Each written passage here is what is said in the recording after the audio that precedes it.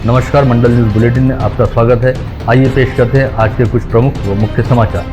अब तक यदि आपने मंडल न्यूज के इस चैनल को लाइक व सब्सक्राइब नहीं किया है तो जल्द से जल्द इस चैनल को लाइक व सब्सक्राइब जरूर कर दें।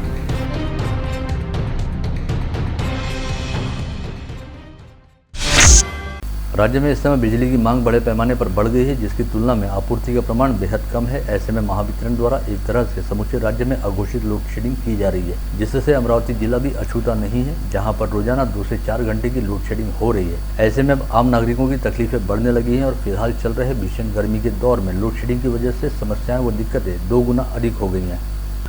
इस समय शहरी क्षेत्र की तुलना में ग्रामीण क्षेत्र में बड़े पैमाने पर लोड शेडिंग की जा रही है, जिसके तहत रात बेरात किसी भी वक्त बिजली गुल हो जाती है, जिससे लोगों को गर्मी व उमस का सामना करना पड़ता है। वहीं दिन में बिजली गुल होने पर सभी की हालत काफ़ी हद तक खराब हो जाती है।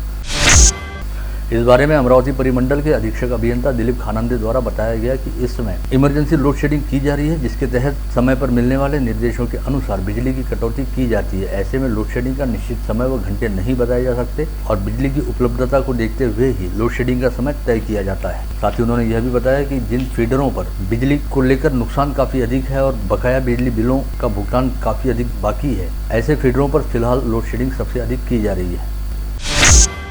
अमरावती कृषि उत्पन्न बाजार समिति की अनाज व फसल मंडी में विगत मंगलवार को एक बार फिर शेष चोरी किए जाने का मामला उजागर हुआ है, जिसके तहत सोयाबीन को चना दर्शाते हुए गेट पास बनाकर फसल मंडी को शेष में करीब 6 लाख रुपए का चूना लगाने का प्रयास किया जा रहा था। लेकिन बाजार समिति कर्मचारियों की सतर्कता के चलते आनंद सिंघानिया व परमानंद अग्रवाल नामक खरीदार व सिंघानिया ट्रेडर्स नामक फर्म द्वारा किया जा रहा शेष चोरी का यह प्रयास पूरी तरह से नाकाम रहा। वहीं अब इस मामले को लेकर फसल मंडी में अच्छा खासा हंगामा मचा हुआ है और मंडी में होने वाली शेष चोरी को लेकर नए सिरे से चर्चा शुरू हो गई है, जिसके तहत शेष चोरी करने वाले अग्रवाल पिता पुत्र व उनकी फर्म के खिलाफ फौजदारी मामला दर्ज किए जाने की मांग की जा रही है।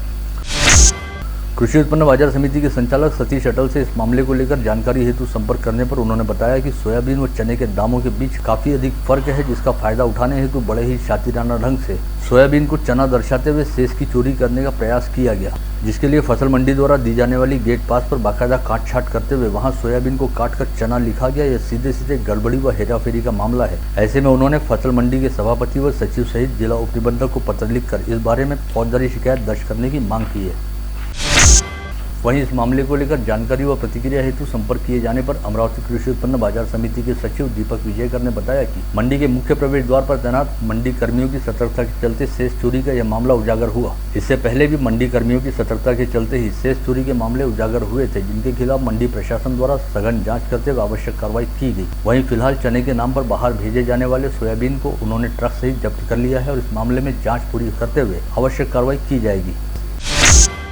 इसके अलावा इस पूरे मामले को लेकर चर्चा व विवाद के केंद्र में रहने वाले सिंघानिया ट्रेडर्स के संचालक परमानंद अग्रवाल ने बताया कि उन्हें फसल मंडी और यहां की राजनीति से दूर रखने का काफी लंबे समय से प्रयास किया जा रहा है, जिसके तहत मंडी संचालक सतीश अटल बेवजह की बातों को टूल देते हुए बात का बतंगड़ बना देते हैं। विगत दिनों उनकी दुकान में काम करने वाले किसी व्यक्ति ने सोयाबीन लदे ट्रक को गलती से चने का ट्रक बता दिया और सोयाबीन की बजाय चने के ट्रक की गेट पास फाड़ी, लेकिन इस बात को लेकर हंगामा किया जा रहा है। परंतु परमानंद अग्रवाल के पास इस बात का कोई स्पष्ट जवाब नहीं था कि इससे पहले भी उनके खिलाफ शेष चोरी के मामले क्यों दर्ज हुए थे। अमरावती जिले की सांसद नवनीत राणा को Y+ श्रेणी की सुरक्षा देने का निर्णय गत रोज ही केंद्रीय गृह मंत्री अमित शाह के निर्देश पर गृह मंत्रालय द्वारा लिया गया था, जिसके बाद आज सांसद नवनीत राणा को Y+ श्रेणी की सुरक्षा देने हेतु 11 कमांडो का समावेश रहने वाला दल अमरावती पहुंचा और कमांडोज के इस पथक ने सांसद नवनीत राणा के आसपास सुरक्षा घेरा बनाते हुए उन्हें सुरक्षा प्रदान करनी शुरू कर दी है। सांसद नवनीत राणा को केंद्र सरकार द्वारा मुहैया कराई गई सुरक्षा व्यवस्था में SPO व NSG के कमांडो व CSF के बंदूकधारी जवानों के साथ ही सरकारी पायलट कार व 2 स्कॉर्पियो के वाहनों का काफिला भी शामिल है। भारतीय संविधान के शिल्पकार भारत रत्न डॉक्टर बाबा साहब अम्बेडकर की 131वीं जयंती के अवसर पर शहर सहित जिले में जगह जगह शोभा यात्राएं व रैली निकाली गई। साथ ही करीब 120 स्थानों पर भीम अभिवादन का कार्यक्रम आयोजित किया गया। विगत 2 वर्षों से जहां पर अम्बेडकरवादियों और भीम अनुयायियों ने समाज उद्धारक डॉक्टर बाबा साहब अम्बेडकर की जयंती बड़े ही उत्साहपूर्ण तरीके से मनाई। इसके तहत सबसे प्रमुख कार्यक्रम अमरावती शहर के इरविन चौक परिसर स्थित डॉक्टर अम्बेडकर पुतला व स्मारक परिसर में आयोजित किया गया था, जहाँ पर पूरा दिन भीम अभिवादन करने हेतु अम्बेडकरी समाज की भारी भरकम भीड़ लगी रही।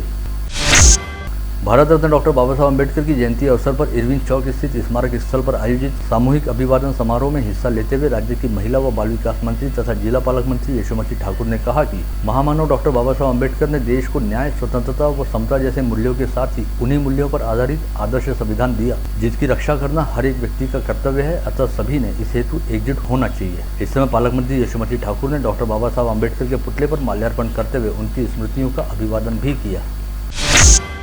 संविधान निर्माता भारत रत्न डॉक्टर बाबा साहब अम्बेडकर की 131वीं जयंती के निमित्त विभिन्न संगठनों द्वारा 13 व 14 अप्रैल की दरमियानी रात 12 बजते ही इरविन चौराहे पर जमकर आतिशबाजी करते हुए डॉक्टर अम्बेडकर जयंती का जल्लोष मनाया गया। साथ ही 131 किलो का केक काटकर एक दूसरे को अम्बेडकर जयंती की शुभकामनाएं दी गई।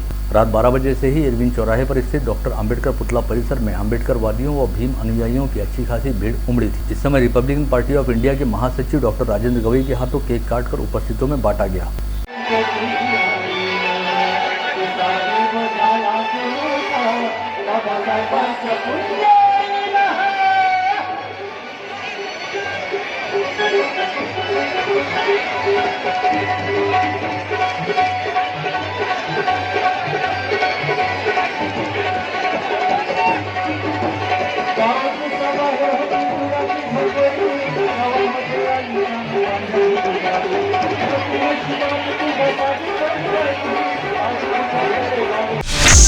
भारतीय संविधान के शिल्पकार व भारत रत्न डॉक्टर बाबा साहब अम्बेडकर की 131वीं जयंती अवसर पर उनकी स्मृतियों का अभिवादन करने तथा उन्हें आदरांजलि अर्पित करने हेतु आज गुरुवार 14 अप्रैल को पूरा दिन इरविन चौराहे पर स्थित डॉक्टर अम्बेडकर पुतला परिसर में भीम सागर उमड़ा रहा और अम्बेडकरी समाज सहित विभिन्न समाजों से वास्ता रखने वाले गणमान्य नागरिकों ने डॉक्टर अम्बेडकर के पुतले पर माल्यार्पण करते हुए उनकी स्मृतियों का अभिवादन किया।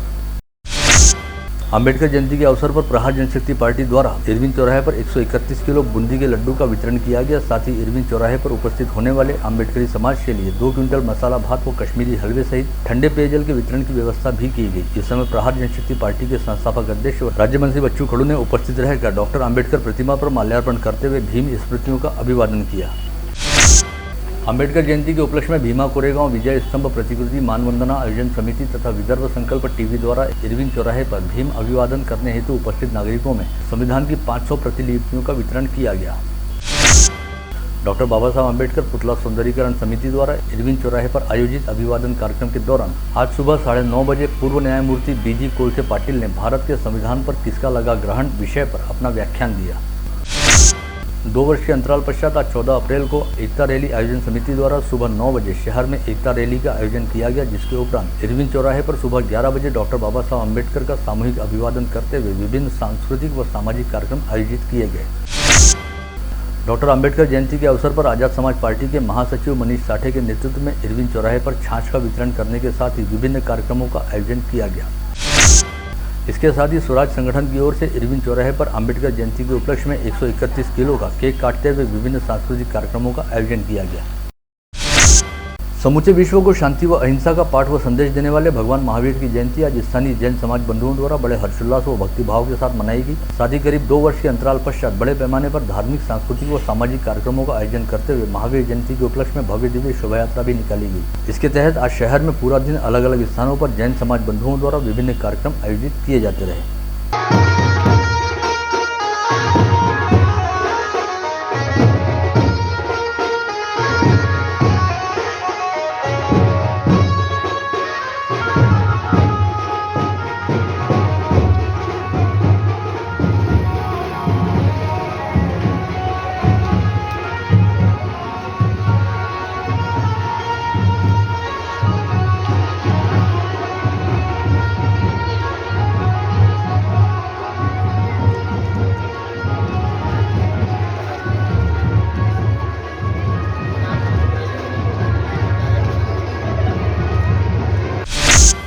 महावीर जयंती के उपलक्ष्य में आज सुबह बुधवारा परिसर से निकाली गई शोभा यात्रा का नगर भ्रमण के दौरान विभिन्न चौक चौराहों पर जल्लोषपूर्ण तरीके से स्वागत किया गया। गांधी चौक परिसर में भारतीय जनता पार्टी व अंकित चुम्बले मित्र परिवार की ओर से शोभा यात्रा में शामिल भाविक समाज बंधुओं को अल्पाहार वितरित किया गया।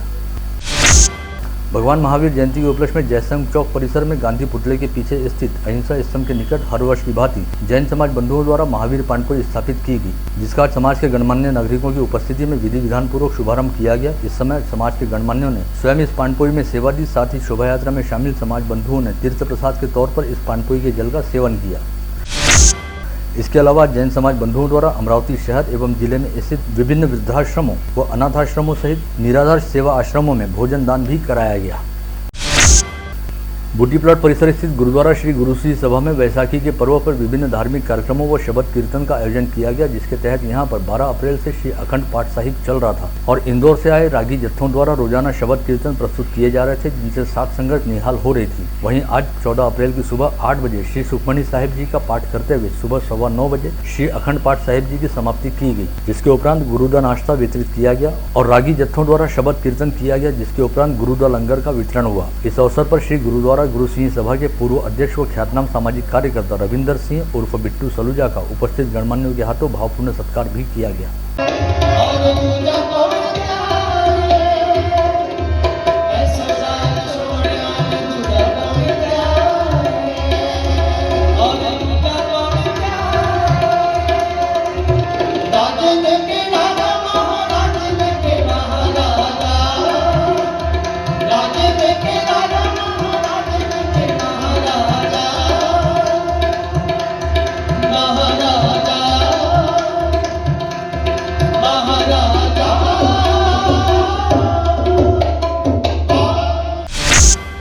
परतवाड़ा से चिखलदरा रोड पर पोदार स्कूल के सामने बनाए जा रहे विशाल डोम पंडाल में आगामी 18 से 20 अप्रैल तक विश्वविख्यात आध्यात्मिक प्रवक्ता जया किशोरी जी का 3 दिवसीय कार्यक्रम होने जा रहा है। परतवाड़ा शहर सहित अमरावती जिले के श्रद्धालुओं को भक्ति रस में डुबोने हेतु आ रही जया किशोरी जी 18 से 20 अप्रैल तक रोजाना दोपहर 3 से शाम 7 बजे तक नानीबाई का मायरा की संगीत में प्रस्तुति देंगी। अप्रैल माह की तेज धूप का आकलन करते हुए आयोजकों ने खुले प्रांगण में आयोजित किए जा रहे आयोजन स्थल को वातानुकूलित करने की बेहतरीन व्यवस्था कर रखी है। इस आयोजन में रोजाना करीब 10,000 भाविकों के उपस्थित रहने का अनुमान है, जिसके लिए आयोजन स्थल पर तमाम तरह की समुचित व्यवस्था का प्रबंध किया जा रहा है।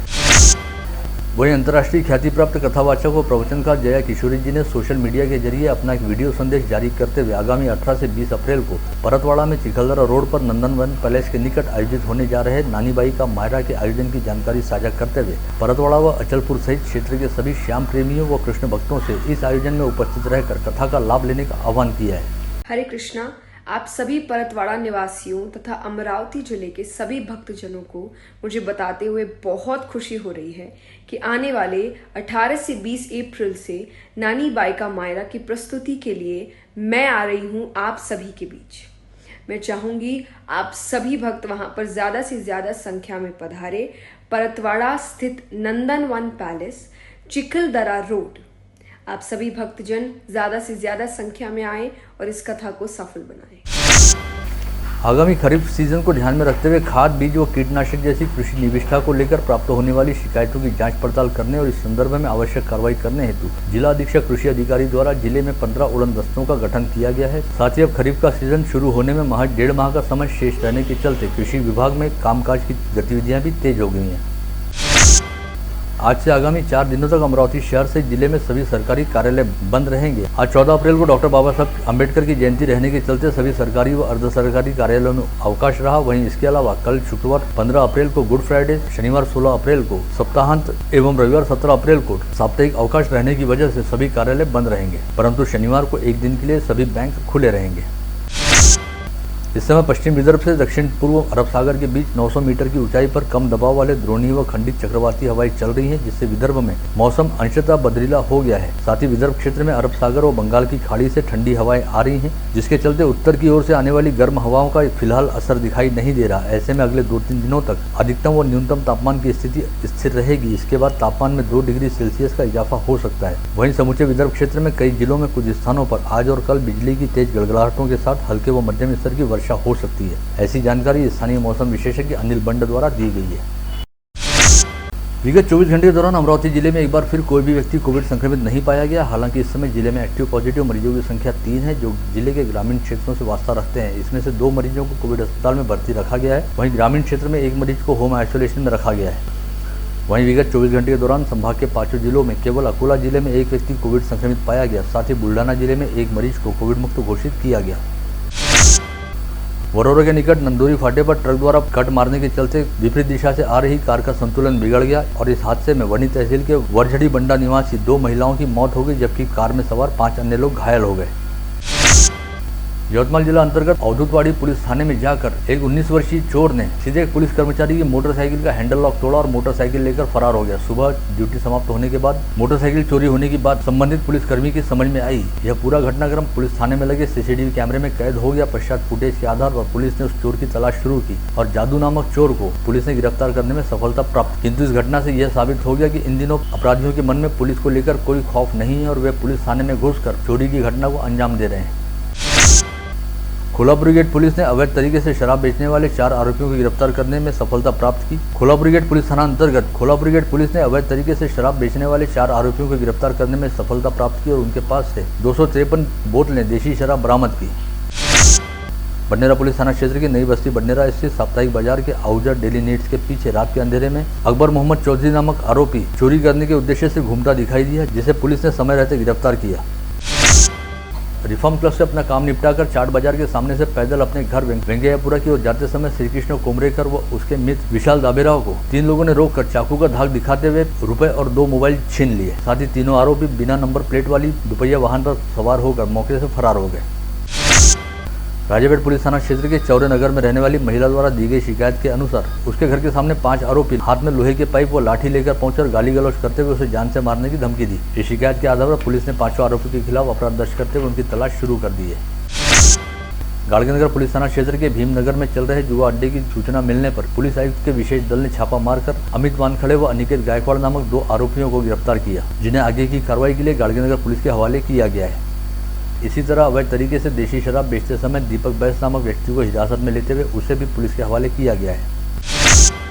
इस समय IPL क्रिकेट चल रहा है, ऐसे में क्रिकेट सट्टे का बाजार दिन ब दिन गर्माता जा रहा है और मैच पर रोजाना लाखों करोड़ों रुपए का सट्टा खेला जा रहा है। इसी बीच वाशिम जिले के मंगरूल पुलिस ने IPL सट्टा अड्डे पर छापा मारकर 2 सट्टा बुकियों को गिरफ्तार किया और सट्टा लगाने वाले 30 आरोपियों के खिलाफ अपराध दर्ज करते हुए अपनी तहकीकात शुरू की। वरुड शहर सहित तहसील के कुछ रेती माफियाओं और पत्रकारों का विवाद वरुड पुलिस थाने में पहुंचा, जिसके बाद दोनों पक्षों ने एक दूसरे के खिलाफ शिकायत दी। ऐसे में दोनों ही ओर के 11 लोगों के खिलाफ वरुड पुलिस ने अपराध दर्ज करते हुए कार्रवाई शुरू की है। इसमें से कुछ पत्रकार व अधिकारियों के बीच लेन देन में दलाल की भूमिका अदा करने वाले रेती माफिया दलाल शम्मू काजी के खिलाफ पुलिस ने अपराध दर्ज किया है।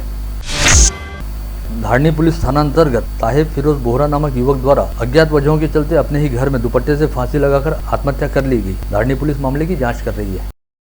आप देख रहे थे मंडल न्यूज बुलेटिन। हमारे चैनल को लाइक करें, शेयर करें और हाँ, सब्सक्राइब करना ना भूलें। कल होगी आपसे फिर मुलाकात, तब तक के लिए धन्यवाद।